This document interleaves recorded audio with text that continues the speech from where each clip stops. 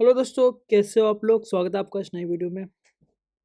आज के इस वीडियो में हम डिस्कस करने वाले हैं कि हमें रिएक्ट नेटिव जब भी हम सीखने की बात करते हैं या फिर रिएक्ट नेटिव सीखने की बारे में सोचते हैं, सीखने के बारे में सोचते हैं, तो हमें एक्सपो के साथ जाना चाहिए या फिर हमें रिएक्ट नेटिव CLI पे फोकस करना चाहिए।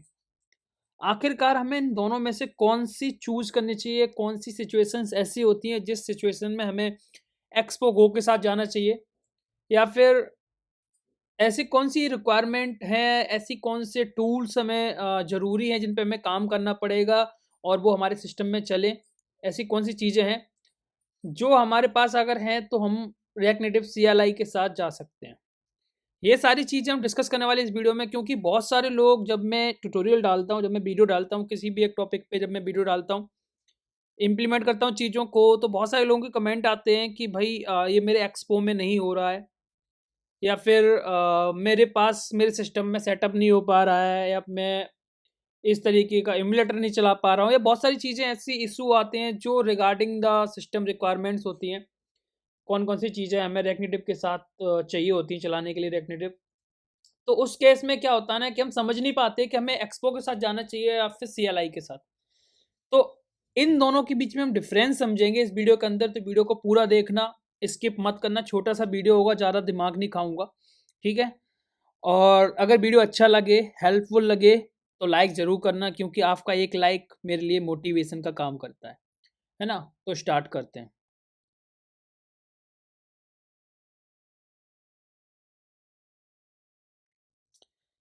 सबसे पहले हम समझते हैं कि एक्सपो गो और CLI, इन दोनों में एक्चुअल डिफरेंस क्या है? बिल्कुल बेसिक भाषा में समझें तो इन दोनों में फ़र्क क्या है ना? क्योंकि अगर हम फ़र्क समझ जाएँगे तो हमें समझ में ये भी आ जाएगा कि हमें कौन-सा इन दोनों में से चूज़ करना चाहिए, जब हम एज़ ए बिगिनर या फिर हमारी करंट सिचुएशन जो है उसके हिसाब से हमें कौन सी चूज़ करनी चाहिए। सबसे पहला जो है, यहाँ पे हमने कुछ ऐसी चीज़ें लिख रखी हैं, कुछ ऐसे पॉइंट्स हैं जिनमें से जो पॉइंट्स हमारे अगर हमारी लाइक करंट सिचुएशन से मिलते-जुलते हैं, तो हम उसके बेस पे डिसाइड कर सकते हैं कि हम CLI की तरफ जाएँ या फिर एक्सपो के साथ जाएँ। जैसे आपको देख सकते हो यहाँ पे हाउ टू डिसाइड। अब यहाँ पे कुछ पॉइंट्स हैं।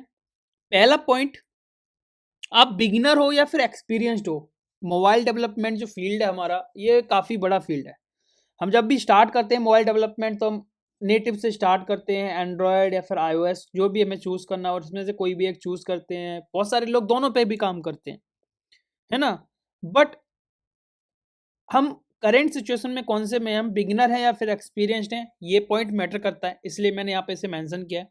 दूसरी चीज़, सिस्टम जो है, हम बेसिक जो डेस्कटॉप यूज़ कर रहे हैं, हम पीसी जो भी यूज़ कर रहे हैं, अपना लैपटॉप यूज़ कर रहे हैं, ये सिस्टम बेसिक सिस्टम है या फिर एक एडवांस सिस्टम है जिसे हमने बेसिकली अपने कोडिंग के लिए ही लिया है, ये भी डिपेंड करता है।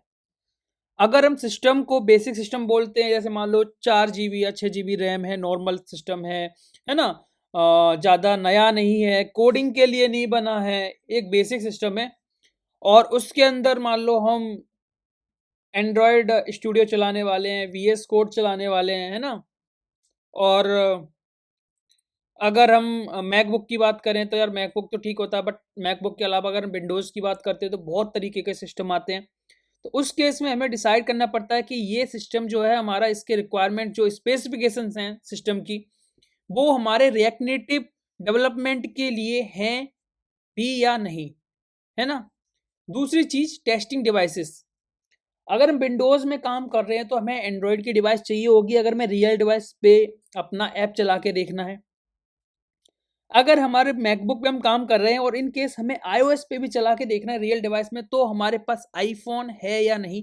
क्योंकि एमुलेटर पे तो चला लोगे आप, बट अगर एमुलेटर की जगह आपको रियल डिवाइस पे चलाना है, तो आपके पास आईफ़ोन अवेलेबल है या नहीं? एंड्रॉयड फ़ोन हमारे पास एज़ अ बिगिनर अच्छा अवेलेबल है या नहीं? ये भी डिपेंड करता है। तो टेस्टिंग डिवाइसेस बहुत ज़्यादा इंपॉर्टेंट रोल प्ले करती हैं, अगर हम कोई भी ऐप प्रोडक्शन लेवल पे बना रहे हैं ना। उसके बाद हम सिर्फ ये डेवलपमेंट जो सीख रहे हैं, ये सिर्फ हम अपना अभी स्टार्टिंग लेवल पे सीख रहे हैं, या फिर हम एक्सपो या CLI का यूज करके अपने ऐप को प्रोडक्शन में ले जाना चाहते हैं, क्योंकि अगर लर्निंग है तो एक्सपो ठीक है, बट प्रोडक्शन में तो हमें CLI यूज करना पड़ेगा, क्योंकि एक्सपो के अंदर बहुत सारी चीजें ऐसी होती हैं जो एक्सपो की खुद की इनबिल्ड होती हैं। वो हर प्लेटफॉर्म पे नहीं चलेंगी, वो सिर्फ एक्सपो के अंदर चलेंगी। बट CLI ओपन सोर्स है, उसके अंदर बेसिकली हम वो थर्ड पार्टी डाल सकते हैं जो हर जगह चलेंगी, है ना। तो कहीं ना कहीं डिपेंडेंसी आ जाती है एक्सपो में जाके, जहां पे जाके हमें एक पॉइंट पे जाके हमें अपने सारे कोड को या फिर अपने ऐप को कन्वर्ट करना पड़ता है CLI पे। तो हमें ये पहले से डिसाइड करना होगा कि हम जिस ऐप पे काम करने वाले, प्रोजेक्ट्स पे काम करने वाले, ये प्रोडक्शन में जाएंगे या फिर लर्निंग, ठीक है। उसके बाद लास्ट वाला पॉइंट, फायर से खेलने को रेडी हो या नहीं, ये पॉइंट एक मजाक भी है, और अगर हम इसे थोड़ा सा सोचें तो ये पॉइंट सच भी है। जब हम CLI पे काम करते हैं तो सबसे पहली चीज हमें यहाँ सेटअप करना पड़ता है, जो एक सिरदर्दी होती है रिएक्ट नेटिव का सेटअप करना। उसके बाद सिस्टम स्पेसिफिकेशन, बहुत सारे वर्जन चेंजेस होते हैं जिसकी वजह से हमारे सिस्टम के अंदर भी चेंजेस करने पड़ते हैं, बहुत सारी चीजें होती हैं। तो उन सब चीजों के लिए स्टार्टिंग में अगर आप बिगिनर हो तो रेडी हो उन सब चीजों के लिए, या फिर आप स्टार्टिंग में चिल वाला मोमेंट चाहते हो कि यार मुझे लर्निंग करनी है, ज्यादा दिमाग नहीं खाना, ज्यादा दिमाग खराब नहीं करना स्टार्टिंग में, तो हम एक्सपो के साथ जा सकते हैं। तो अगर इस सब चीजों का समअप करें तो ये चीजें अगर आपके पास हैं तो आप एक्सपो के साथ ही जाना। अगर इन सब चीजों में आपको लगता है कि यार ये सारी इन सब चीजों की टेंशन नहीं है, तो आप CLI के साथ जा सकते हो। पहला पॉइंट, अगर आप बिगिनर हो तो एक्सपो के साथ जा सकते हो, कोई दिक्कत नहीं है, क्योंकि हमें सिर्फ स्टार्टिंग में डेवलपमेंट सीखना होता है। हम बहुत बड़े एस प्रोडक्शन लेवल पे नहीं ले जा रहे होते हैं, तो हमारे लिए एक्सपो बहुत बेस्ट है, ठीक है। हमारे पास टेस्टिंग डिवाइसेस नहीं है तो ये भी एक केस बनता है हमें एक्सपो के साथ जाने के लिए, क्योंकि एक्सपो खुद की एक प्लेटफॉर्म प्रोवाइड करता है जहां पे हम सारे एप्लीकेशंस को रन कर सकते हैं, है ना। हमारे पास टेस्टिंग डिवाइस मतलब अगर हम मान लो हमारा सिस्टम ऐसा है जिसके अंदर एंड स्टूडियो या एक्सकोड चल नहीं रहा, तो उसके एमुलेटर्स भी नहीं चलेंगे, तो उस केस में हम एक्सपो के डिवाइसेस को यूज कर सकते हैं जो उनके सिस्टम में इनबिल्ड है, उनके प्लेटफॉर्म में इनबिल्ड है, जहां पे हम जाके एंड्रॉयड, iOS और वेब तीनों रन कर सकते हैं। तो एक्सपो हमारे लिए बेस्ट। सिस्टम रिक्वायरमेंट जो होती हैं रिएक्ट नेटिव रन करने के लिए, क्योंकि एक्सकोड चलाएंगे तो एटलीस्ट 12 GB स्पेस चाहिए, Android studio 1 GB, VS code, कुल मिला के हमें अच्छा खासा स्पेस चाहिए होता है। तो वो सारी चीजें हमारे पास अवेलेबल है हमारे सिस्टम में। अगर नहीं तो हम एक्सपो के साथ जा सकते हैं, ठीक है। अगर हम ऐप को सिर्फ एज ए लर्निंग सीख रहे हैं, बना रहे हैं, एज ए लर्नर बना रहे हैं, हमें प्रोडक्शन में नहीं जाना और ये सारी चीजें दिक्कत हैं, तो हम एक्सपो के साथ जा सकते हैं।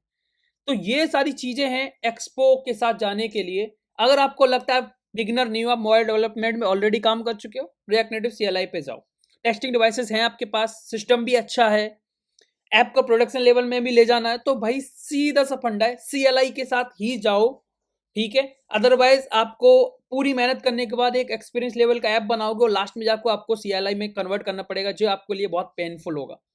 तो आप CLI के साथ ही जा सकते हो। तो आई होप आपको समझ में आ गया होगा कि एक्सपो कब चूज करना है, CLI कब चूज करना है, ठीक है।